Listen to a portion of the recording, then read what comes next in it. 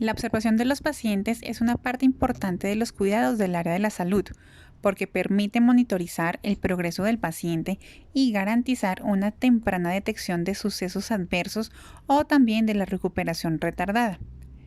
La observación de los pacientes o signos vitales tradicionalmente consiste en la presión arterial, temperatura, pulso y frecuencia respiratoria. El término signos vitales sugiere la medición de funciones fisiológicas vitales o críticas, mientras que el término observación implica un ámbito más amplio de mediciones. Esto implica que la observación del paciente no debe limitarse a los 4 parámetros tradicionales, sino ser complementada con otras mediciones según indique el estado clínico del paciente.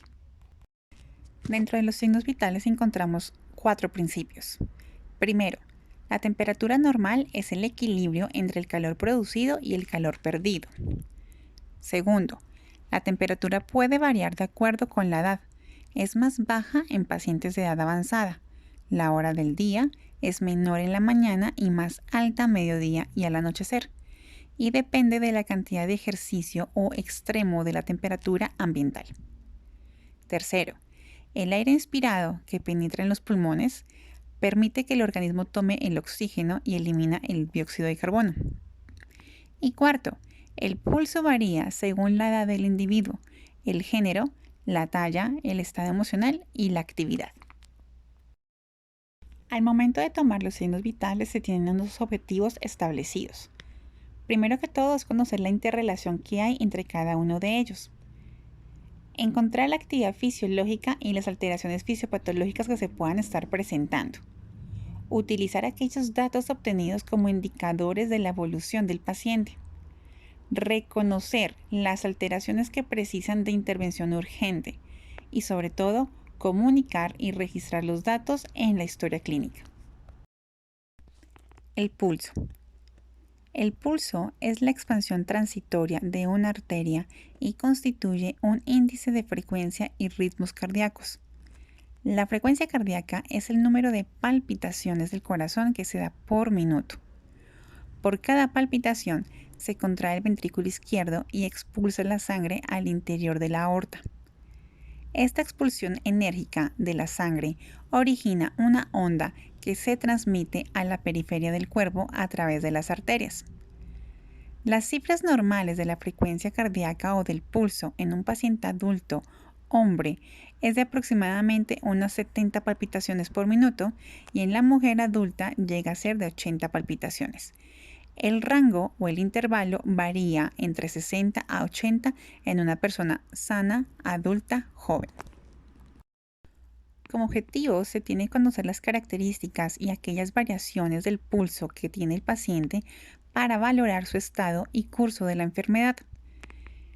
Como materiales y equipos se requiere tener un reloj con segundero, una libreta y un lapicero para poder anotar, una hoja de reporte y gráfica de los signos vitales. Procedimiento. Hay que trasladar el equipo hacia el paciente, verificar los datos del paciente y llamarle por su nombre, lavarse las manos, explicarle el procedimiento que se va a llevar a cabo, seleccionar la arteria que se tomará en la frecuencia cardíaca. Se tiene radial, temporal, cubital, carotidio, humeral, femoral, tibial posterior y pedio. Para la palpación, se debe contabilizar por 60 segundos. Colocar la yema del dedo índice y medio sobre la arteria. Suele utilizarse la arteria radial debido a que está más cerca de la superficie de la piel y es fácilmente accesible. Evitar tocar o tomar el pulso con el dedo pulgar, ya que éste posee su propio pulso. Se debe presionar la arteria sobre el hueso o superficie firme de fondo para ocluir el vaso sanguíneo y luego poder liberar lentamente la presión. Hay que presionar solamente lo necesario para percibir las pulsaciones teniendo en cuenta su ritmo y su fuerza. Para el proceso de la auscultación, se debe llevar el mismo procedimiento anterior. Hay que comentarle al paciente, colocar el estetoscopio entre el tercer y cuarto espacio intercostal izquierdo. Hay que contar la cantidad de pulsaciones que se indican durante 60 segundos. Un minuto completo es más apropiado para llegar a encontrar aquellos patrones de frecuencia del pulso o frecuencia cardíaca que son anormales. Hay que registrar la frecuencia del pulso obtenida en una hoja correspondiente al expediente clínico, observar su ritmo y también su fuerza, encontrando si están alterados. Anotar la fecha y la hora del procedimiento. Hay que comparar la frecuencia del pulso con aquellos registros anteriores que se puedan llegar a tener. Como consideraciones especiales, hay que evitar tomar el pulso cuando el paciente esté en actividad.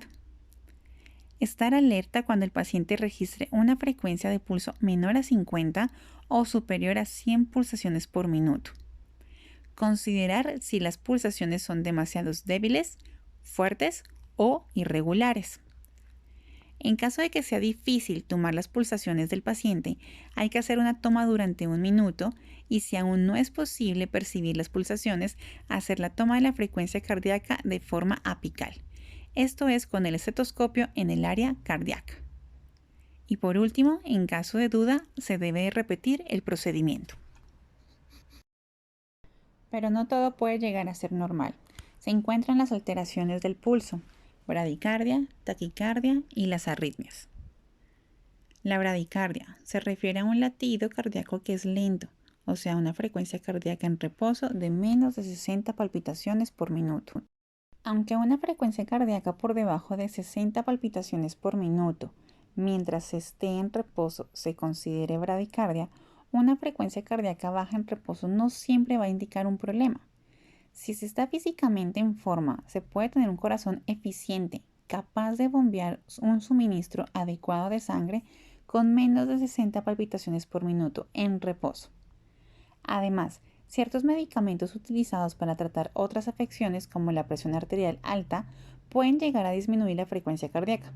Sin embargo, si se tiene frecuencia cardíaca lenta y el corazón no está bombeando suficiente sangre, puede tener una de varias bradicardias incluidas a continuación. La primera, el síndrome del seno enfermo. Si el nódulo sinusal, que es el responsable de fijar el ritmo del corazón, no está enviando impulsos adecuadamente, la frecuencia cardíaca puede alternar entre demasiado lenta, bradicardia, y demasiado rápida, taquicardia. Este síndrome del seno enfermo también lo puede causar cicatrices que estén cerca del nódulo sinusal que ralentizan, interrumpen o bloquean el viaje de los impulsos. El síndrome del seno enfermo es más común en los adultos mayores. Segundo, bloqueo de la conducción. Un bloqueo de las vías eléctricas del corazón puede ocurrir en el nodo aurículo-ventricular o cerca de este, que se encuentra en la vía entre las aurículas y los ventrículos. Un bloqueo también puede ocurrir a lo largo de otras vías hacia cada uno de los ventrículos. Dependiendo de la ubicación y el tipo de bloqueo, los impulsos entre las mitades superiores e inferior del corazón pueden disminuir o bloquearse. Si la señal está completamente bloqueada, ciertas células del nodo aurículo-ventricular o en los ventrículos pueden producir una palpitación cardíaca constante, aunque generalmente va a ser más lenta. Es posible que algunos bloqueos no causen signos ni síntomas, mientras que otros pueden causar palpitaciones o bradicardias. La taquicardia se refiere a una palpitación cardíaca rápida, con una frecuencia en reposo mayor a 100 por minuto. Las taquicardias que se originan en las aurículas incluyen: primera, fibrilación auricular. Esta es una frecuencia cardíaca rápida causada por impulsos eléctricos caóticos en las aurículas. Estas señales producen contracciones rápidas, descoordinadas y débiles de las aurículas. Las señales eléctricas caóticas bombardean el nódulo aurículo-ventricular, lo que generalmente ocasiona un ritmo rápido e irregular de los ventrículos. La fibrilación auricular puede ser temporal, pero algunos episodios no terminan a menos que sean tratados. La fibrilación auricular está asociada con complicaciones graves como el accidente cerebrovascular. Segunda, aleteo auricular. Este aleteo es similar a la fibrilación auricular. Las palpitaciones del corazón en el aleteo auricular son impulsos eléctricos más organizados y rítmicos que en la fibrilación auricular. El aleteo también puede llevar a complicaciones graves como lo es el accidente cerebrovascular. Tercero, taquicardia supraventricular. Es un término amplio que incluye muchas formas de arritmia que se originan por encima de los ventrículos, en las aurículas o en el nódulo auriculoventricular. Estos tipos de arritmia aparecen y causan episodios repentinos de palpitaciones que comienzan y terminan abruptamente. Tercero, síndrome de Wolff-Parkinson-White. Es un tipo de taquicardia supraventricular. Hay una vía eléctrica adicional entre las aurículas y los ventrículos, que está presente al momento de nacer. Sin embargo, es posible que no experimenten síntomas hasta que sea una persona adulta. Esta vía puede permitir que las señales eléctricas pasen entre las aurículas y los ventrículos sin pasar a través del nódulo auriculoventricular, lo que provoca cortocircuitos y palpitaciones cardíacas rápidas. La arritmia cardíaca. Hay muchos factores que pueden provocar o dar lugar a la arritmia cardíaca, como por ejemplo, un ataque cardíaco que está ocurriendo en el momento, cicatrización del corazón provocado por un ataque cardíaco antiguo, cambios en la estructura del corazón, por ejemplo, a raíz de una cardiomiopatía, obstrucción de arterias del corazón, o sea, unas enfermedades que estén relacionadas con las arterias coronarias, presión arterial alta, el hiper o hipotiroidismo, tabaquismo, consumo de demasiado alcohol y de cafeína, abuso de drogas y sustancias, tumores o trombos que se generen dentro del corazón, el estrés, ciertos medicamentos y suplementos, como los medicamentos de venta libre para el resfrío o alergia y los suplementos nutricionales, la diabetes, apnea del sueño e inclusive la misma genética. La arritmia cardíaca puede provocar que tenga una sensación de aleteo en el pecho. Habitualmente estas molestias son inofensivas. Sin embargo, algunas arritmias cardíacas pueden provocar signos y síntomas molestos y a veces pueden llegar a ser mortales. Algunos síntomas son agitación en el pecho, aceleraciones en las palpitaciones, latidos del corazón lentos, dolor en el pecho, dificultad para respirar, aturdimientos o mareos, sudoración y desmayos o desvanecimientos. Infarto. El infarto del miocardio es, junto a la angina de pecho, un tipo de cardiopatía isquémica, es decir, una enfermedad provocada por el deterioro y la obstrucción de las arterias del corazón. Se produce debido a la acumulación de placas de colesterol, lípidos y células inflamatorias en las paredes de esas arterias que provocan que el corazón no reciba suficiente sangre. El infarto agudo del miocardio, a diferencia de la angina de pecho, aparece de forma brusca y como consecuencia de la obstrucción completa de algunas de las arterias del corazón debido a la formación de un coágulo. Las células cardíacas de la zona afectada mueren como consecuencia de la falta de riego sanguíneo. El daño es irreversible. Cualquier persona puede sufrir un infarto de miocardio, pero no todas tienen el mismo riesgo. Tienen más probabilidades aquellas con problemas de corazón o que han sufrido un evento cardiovascular, así como la edad avanzada y las que presenten más factores de riesgo. El infarto del miocardio suele tener lugar a primera hora de la mañana, aunque puede aparecer en cualquier momento del día.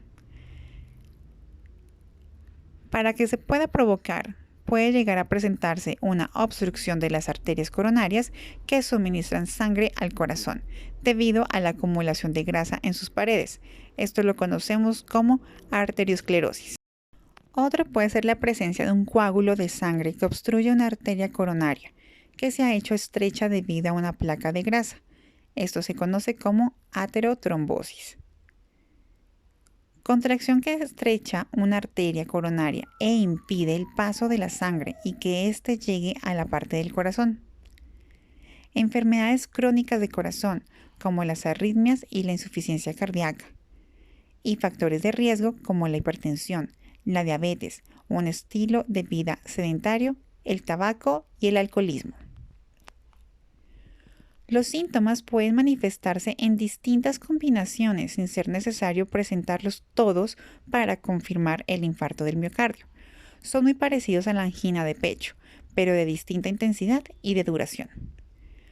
Presenta un dolor muy fuerte y opresión en el pecho, que puede aparecer de forma brusca o durante el ejercicio. Puede acompañarse de dolor en otras partes del cuerpo, como la mandíbula, el cuello, la espalda, el brazo izquierdo, zona abdominal.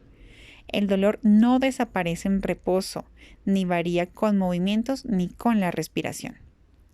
Otros síntomas pueden ser la presencia de mareos intensos, sudoración, cansancio inexplicable, latidos anormales del corazón, dificultad para respirar, náuseas y vómitos. Presión arterial. La presión o tensión arterial es la fuerza por unidad de superficie ejercida por la sangre contra las paredes vasculares. Esta fuerza de empuje es el único impulso con el que la sangre ha de recorrer todo el circuito vascular para poder retornar hacia el corazón. La presión determina el volumen de sangre que contiene el sistema arterial y por las propiedades de las paredes. Si varía cualquiera de los dos parámetros, la presión se verá modificada. Tan solo una tercera parte del volumen sistólico sale de las arterias durante el periodo de la sístole y el volumen restante distiende las arterias incrementando la presión arterial.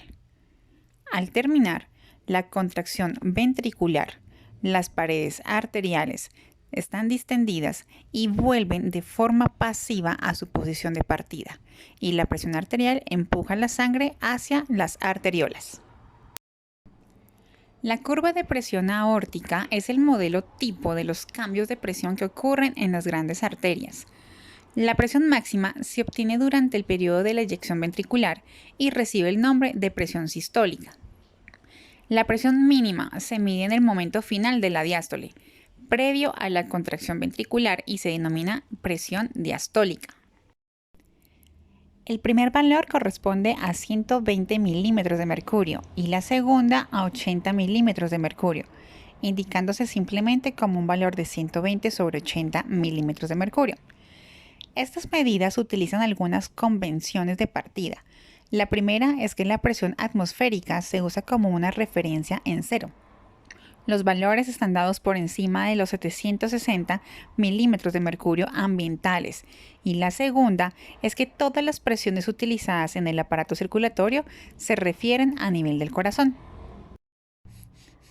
La medida se realiza habitualmente mediante la utilización de una variante de manómetro, denominado esfigmomanómetro. Existen esfigmomanómetros de tres clases: de mercurio, aneroides y electrónicos. Los más exactos son los de mercurio, ya que los otros modelos necesitan de calibración frecuentemente. Están conformados por un manguito de compresión constituido por una bolsa hinchable situada dentro de una cubierta no distensible, una fuente de presión constituida habitualmente por una perilla de goma y una válvula de presión que permite regular la presión ejercida sobre el brazo. Un manómetro que mide la presión en milímetros de mercurio ejercida por el manguito de compresión. En realidad, las presiones medidas corresponden al aire contenido en el manguito. Las dimensiones del manguito deben adaptarse al grosor del brazo de la persona a la que se le está tomando la medida. Tienen que adaptarse a una serie de condiciones de partida uniformes, dentro de las cuales están: primera, la persona a la que se realice la medida deberá estar sentada con el brazo formando un ángulo aproximadamente de 45 grados con respecto a su tronco. Segundo, el brazo donde va a tomarse la presión Permanecerá apoyado, procurando que la ropa no le comprima y que la musculatura esté completamente relajada. Tercero, se aplicará el manguito de tal manera que su borde inferior quede unos 2 a 3 centímetros por encima de la línea de flexión del codo, debiendo quedar el borde inferior del manguito aproximadamente a la altura del cuarto espacio intercostal, en las proximidades del esternón. Y cuarto, se mantendrá en reposo al menos en los 15 minutos previos a tomar la medida. Ahora veremos las categorías de la presión arterial. Presión normal. Los números de presión arterial inferiores a 120-80 milímetros de mercurio se consideran dentro de la categoría normal. Si las lecturas están en esta categoría, hay que seguir los hábitos saludables para el corazón, como una dieta equilibrada y una actividad física regular. Prehipertensión o tensión elevada.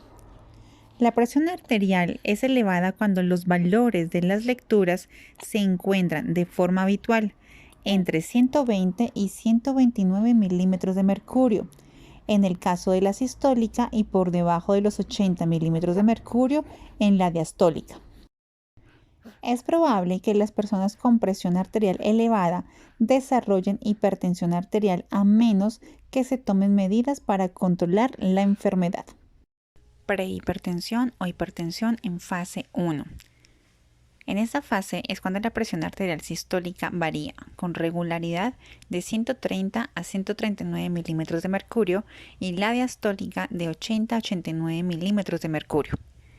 En esta fase es probable que los médicos recomienden realizar cambios en el estilo de vida y consideren la posibilidad de incorporar medicamentos para la presión arterial en función de su riesgo de enfermedad cardiovascular aterosclerótica, como también un ataque al corazón o un derrame cerebral. Hipertensión en estadio 1 o en fase 2. En la hipertensión de fase 2, la presión arterial se encuentra de forma regular en rangos de 140/90 milímetros de mercurio o inclusive superiores. En esta fase de hipertensión arterial es probable que los médicos prescriban una combinación de medicamentos para la presión arterial y cambios en el estilo de vida. Y la hipertensión estadio 2 o una crisis de hipertensión requiere de atención médica. Si las lecturas de la presión arterial de repente superan los valores de 180/120 milímetros de mercurio, hay que esperar 5 minutos y hay que volver a medirla. Si las lecturas siguen siendo inusualmente altas, hay que ponerse en contacto con el médico de manera inmediata. Podría estar sufriendo una crisis hipertensiva. Si la presión arterial es superior a 180/120 milímetros de mercurio y percibes signos de posibles daños orgánicos, como por ejemplo un dolor torácico, respiración entrecortada, dolor de espalda, entumecimiento o debilidad, cambios en la visión o dificultad para hablar, no hay que esperar. Inclusive hay que llamar inmediatamente a emergencias. Sin embargo, para la toma de esta medición hay que tener las siguientes precauciones. Primero, identificar que el paciente no ha realizado ningún tipo de ejercicio físico, que tenga una alteración emocional, que sufra de dolor, que fume, que tenga una dieta no balanceada. Todo esto puede llegar a aumentar su valor. Hay que adecuar el tamaño del manguito. No es lo mismo para un recién nacido, para un adulto mayor o inclusive para un fisicoculturista o una persona obesa. Escoger bien la zona. Hay que tener en cuenta el estado del paciente. Hay que comprobar el funcionamiento del aparato, verificar que esté conectado, que tenga pilas y que esté con todos los valores aptos. Su ropa no debe de comprimir el brazo, hay que retirar manillas, hay que retirar relojes. Hay que revisar también los cambios de posición. Cuando se está de vertical a tumbado, desciende aproximadamente de 5 a 15 milímetros de mercurio. Cuando se está en un reposo físico e inclusive en un reposo psíquico, también llega a descender aproximadamente entre unos 20 a 30 milímetros de mercurio. Y tengamos en cuenta que disminuye durante el proceso del sueño. La temperatura. Se refiere al grado de calor o de frío, expresados en términos de una escala específica. La temperatura corporal representa un equilibrio entre el calor producido por el cuerpo y su pérdida. Cuando la producción de calor es equivalente a la pérdida de temperatura corporal, esta última se mantiene constante en condiciones normales. El control de la temperatura del cuerpo está regulada en el hipotálamo, que mantiene constantemente la temperatura central. La temperatura normal media de un paciente adulto está entre los 36,7 y 37 grados centígrados.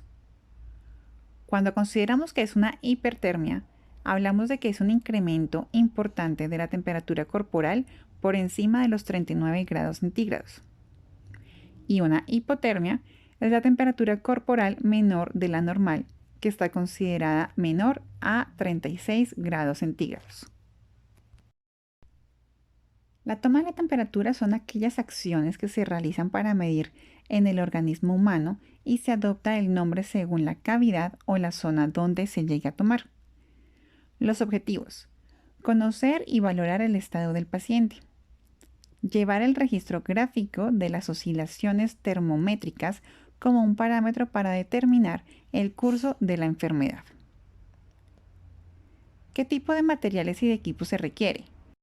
Los termómetros de uso común son los que tienen escala de mercurio. Pueden ser de bulbo corto, ancho y romo para una medición de temperatura rectal y de bulbo largo para una toma de temperatura axilar, bucal o inguinal. La escala de medición está graduada en grados centígrados o Fahrenheit. El termómetro está dividido en grados y décimas de grados y sus limitantes son de 34 a 42,2 grados centígrados o de 94 a 108 grados Fahrenheit. Para la toma de la temperatura bucal, axilar e inguinal, el termómetro debe ser de mercurio de bulbo. Debe haber un portatermómetro conteniendo una solución desinfectante y esterilizante.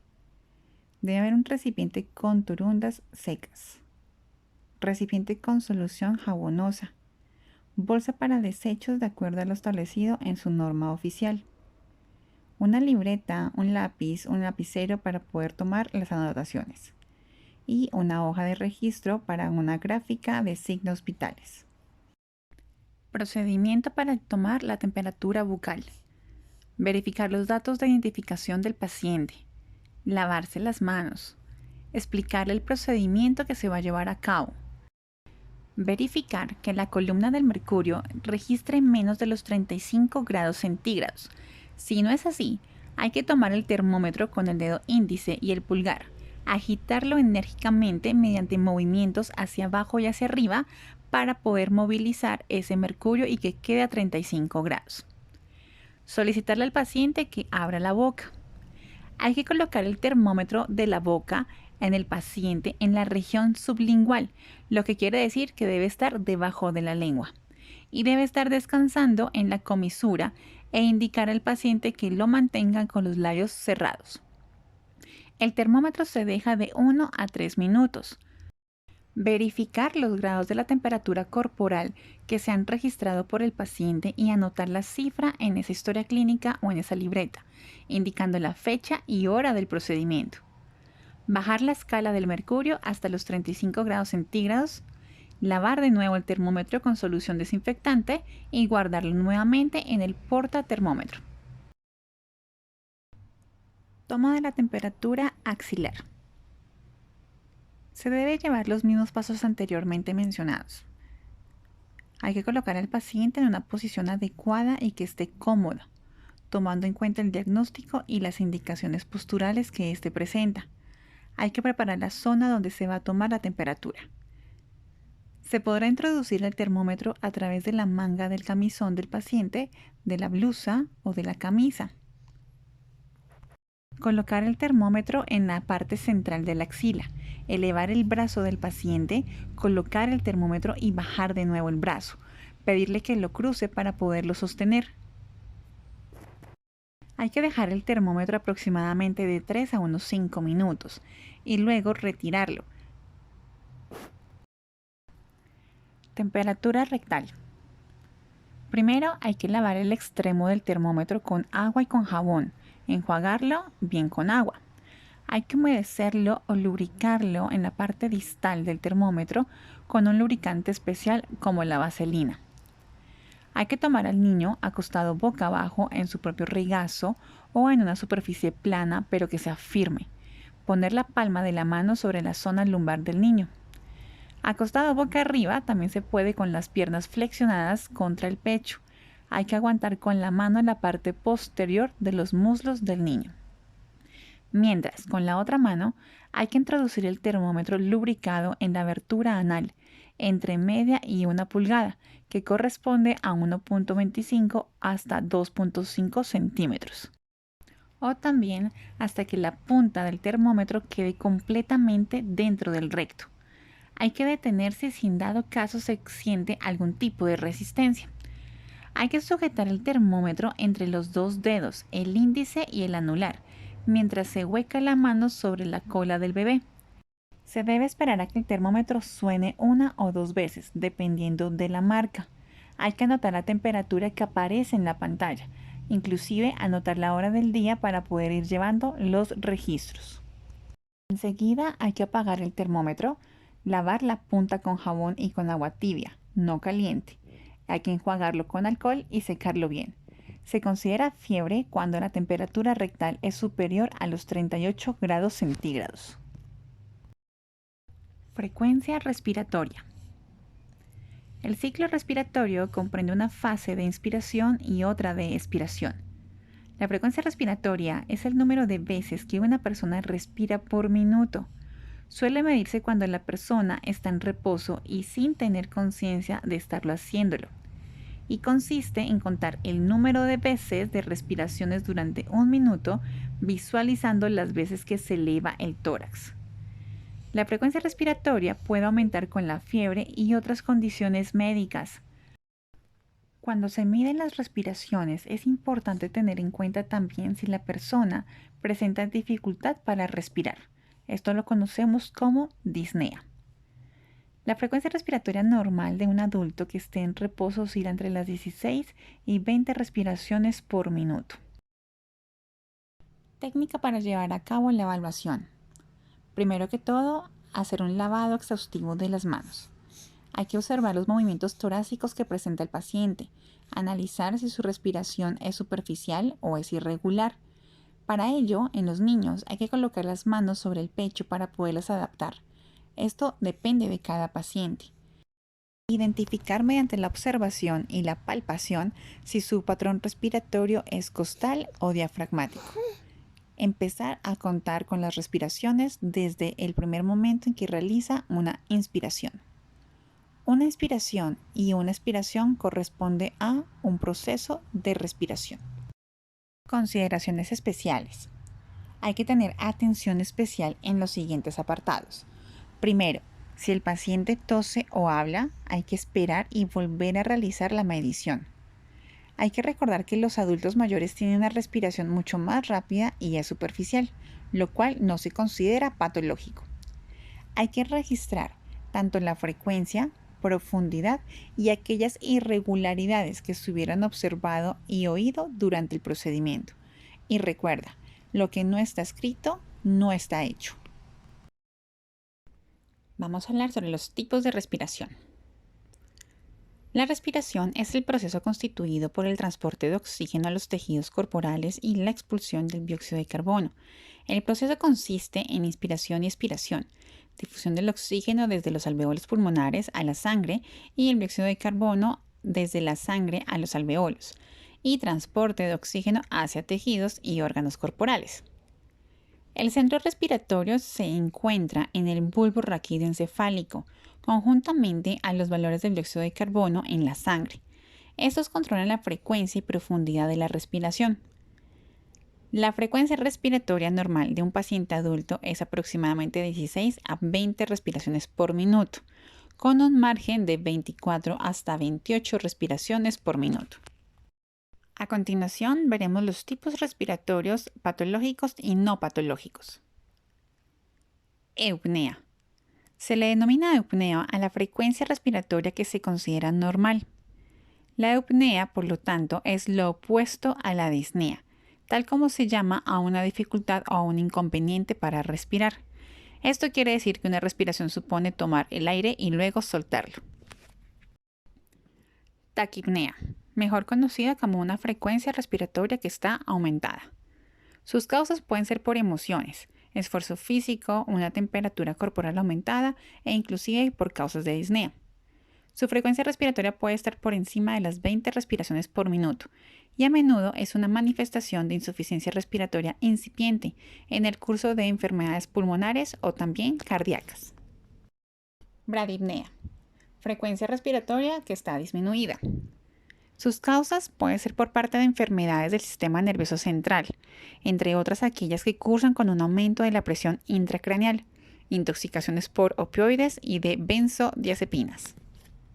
Sus respiraciones van a ser irregulares, lentas, con frecuencia menor de 10 respiraciones por minuto. De acuerdo a la profundidad de los movimientos respiratorios, se divide según su profundidad de la inspiración. La respiración profunda se conoce como hiperpnea. Es una respiración de Kussmaul que es ocasionada por una acidosis metabólica. La bradipnea ocurre cuando la respiración de una persona es más lenta del usual para su edad y también para sus niveles de actividad.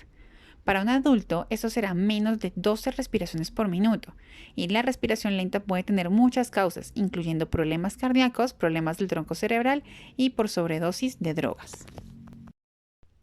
Apnea. Se denomina apnea a las siguientes situaciones. Cuando hay un cese completo de la señal respiratoria de al menos 20 segundos de duración. En los recién nacidos pretérmino, la apnea grave se define como la interrupción de la respiración durante más de 15 segundos o de cualquier duración si va acompañada de cianosis y de bradicardia. La apnea puede definirse estadísticamente como una pausa respiratoria que supera a 3 desviaciones estándar de la duración media de la respiración en un lactante o en un niño o de cualquier persona con cualquier edad. Una subclasificación es la apnea del sueño, la cual es un trastorno común en donde la respiración se interrumpe o se hace muy superficial.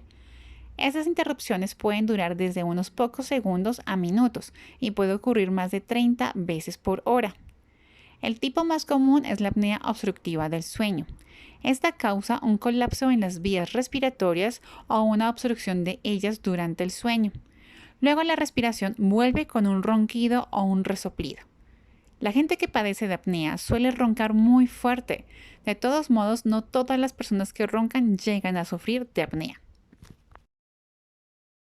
La respiración de Cheyne-Stokes se caracteriza por un periodo de hiperpnea con ascenso gradual del volumen corriente que tras llegar a un máximo desciende también de forma gradual, siguiéndose de un periodo de apnea o de hipopnea. Estos periodos de hiperpnea y apnea-hipopnea se van repitiendo de forma cíclica a lo largo de parte o todo el tiempo de sueño. La descripción de este tipo de respiración fue efectuada en 1818 por Cheyne y posteriormente en 1854 por Stokes, y aunque ya se mencionaba en el documento original, no ha sido hasta fechas recientes en que se le ha asociado con enfermedades neurológicas centrales y sobre todo con la insuficiencia cardíaca. De hecho, se encuentra presente con índices de apnea-hipopnea superiores a 20 en el 45 hasta 75% de las insuficiencias cardíacas. Esta respiración de Cheyne-Stokes puede incrementar el riesgo de sufrir arritmias y con ello un riesgo de fallecer, lo que viene corroborando por las elevadas tasas de mortalidad cercanas al 40%. El mecanismo fisiopatológico de este tipo de respiración sigue siendo desconocido, pero cada vez tiene mayor fundamento la hipótesis de que la misma insuficiencia cardíaca actuaría por una parte estimulando los receptores pulmonares, por otra parte condicionando una menor llegada de flujo sanguíneo a los quimiorreceptores y finalmente provocando una mayor liberación de las catecolaminas. Estos 3 factores actuarían conjuntamente provocando una hiperventilación inicial que elevaría los niveles de oxígeno y disminuiría los de dióxido de carbono, lo que conduciría a una fase de apnea, tras la cual el nivel de oxígeno descendería y se elevaría el del dióxido de carbono, lo que será determinante para iniciar de nuevo una fase de hiperpnea y así ir repitiendo el fenómeno de forma periódica, creándose un círculo vicioso. La respiración de Kussmaul es un tipo de respiración que se caracteriza por ser profunda y forzada. Usualmente se asocia con acidosis metabólica severa y particularmente con cetoacidosis diabética, además con insuficiencia renal crónica. Se caracteriza por hiperventilación, que colabora con la reducción de dióxido de carbono en la sangre. En la acidosis metabólica se inicia con una respiración rápida y superficial, pero conforme se va incrementando la acidosis, la respiración llega a ser gradualmente profunda, forzada y jadeante. Adolf Kussmaul se refirió a este tipo de respiración cuando la acidosis metabólica es lo suficientemente severa para incrementar la tasa respiratoria. Este tipo de respiración ocurre solo en etapas avanzadas de acidosis y en debutantes. En casos menos severos de acidosis, respirar rápido y superficial es por lo general lo más visto. En algunas literaturas norteamericanas menos rigurosas, cualquier incremento en la tasa respiratoria o cualquier tipo de respiración durante la acidosis es referida como Kussmaul. La causa es una compensación respiratoria de una acidosis metabólica subyacente, la mayoría de la cual ocurre comúnmente en diabéticos cuando desarrollan cetoacidosis.